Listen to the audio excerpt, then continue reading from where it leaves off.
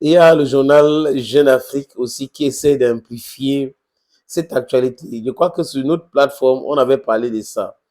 On a parlé de ceux-là qui ont pensé qu'ils avaient, ou à chaque fois, ils portaient plainte, ça prospérait, ça veut dire qu'ils étaient trop forts et qui pouvaient perturber le fonctionnement de la Fédération camerounaise de football. Ils se sont rendus compte qu'il y a un autre, c'est le mec qui dort en laissant ses yeux ouverts. Donc, il est très prudent.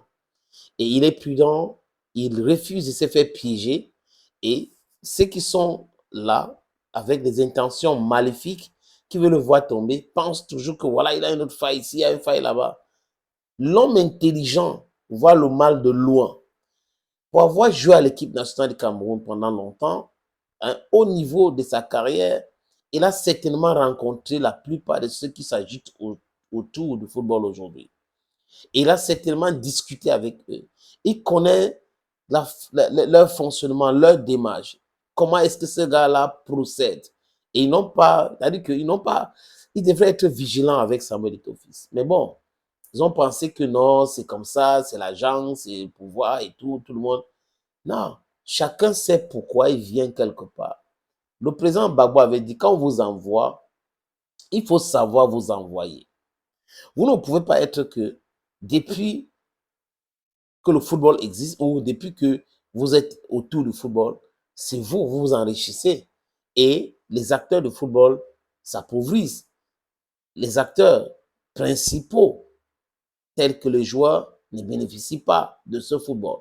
Mais vous, vous pouvez construire des immeubles, vous pouvez construire des maisons au Fimens, acheter des voitures au Fimens et là, voyager comme vous voulez. Mais les footballeurs sont maltraités. Quand on regarde même le passage de ceux qui s'agitent aujourd'hui en tant que président de club, ça fait pitié. Parce qu'ils ont toujours pensé qu'ils peuvent utiliser le football comme tremplin pour devenir milliardaire. D'accord, je ne dis pas non, parce que c'est du business. Mais vous ne pouvez pas faire un business que c'est vous seul qui en bénéficie et les autres non. Ça n'a pas de sens. Tantôt, il a triqué des matchs. On vous demande les preuves, vous sortez les audios en pensant que dans un tribunal, même corrompu, avec 190 millions, ça va passer. Ça ne peut pas. Parce que dans un tribunal, on peut envoyer un verdict, après il y a l'appel. Et aujourd'hui, on voit que vous avez interjeté appel. Eto aussi a interjeté appel au niveau de la CAF pour dire qu'il ne peut pas payer les 122 millions qu'on lui demande. Il ne paye pas parce que sur la base de quoi on lui demande de payer cet argent. Que la juridiction ou les jurys du CAF présentent le contrat qu'il a signé avec ses sociétés de paris foot, de paris sportifs. Il a signé un contrat avec eux. Il dit que ce n'est pas personnel. Vous dites que c'est personnel. Il vous montre son contrat. Vous dites qu'il y a un autre. Vous présentez donc le contrat.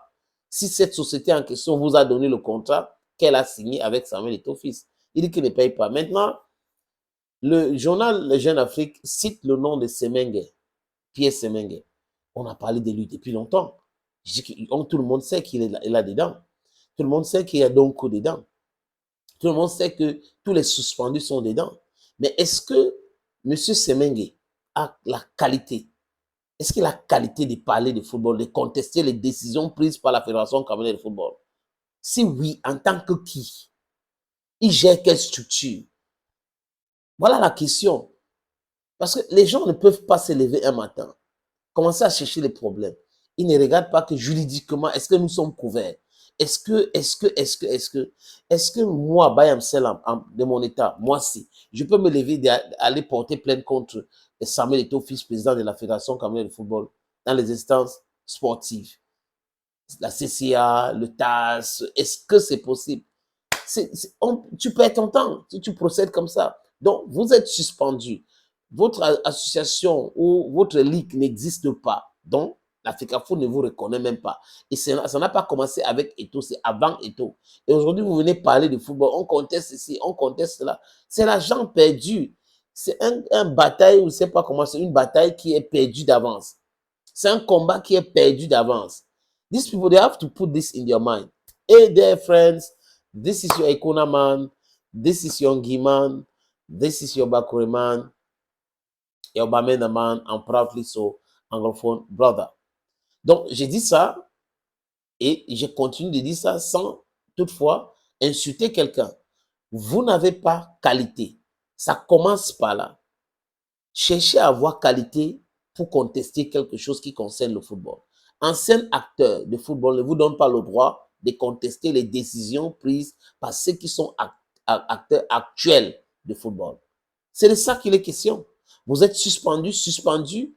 Vous devrez contester votre suspension, mais vous avez accepté votre suspension. Donc, vous ne pouvez pas dire oui, on est exclu. C'est bon, ça va. Et après, en même temps, vous dites qu'ils ont en train de manager le football mal. Donc, ceux qui sont là, les clubs qui sont là, les présidents des clubs qui sont là, les autres vice-présidents, pourquoi ils ne contestent pas? Personne ne conteste. Donc, ça veut dire que les gars se plaisent là-dedans et ils pensent que ça marche normalement.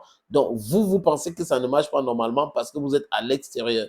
Vous allez aimer être là pour manipuler les matchs, pour bouffer de l'argent, pour. Mais comme on ne vous a pas donné cette opportunité-là, ça vous énerve. Et ça, c'est la distraction pour la distraction. Ils perdent de l'argent et ils sont dans la distraction et ils font quelque chose qui va jamais, jamais prospérer. Thank you, friends, and bye-bye.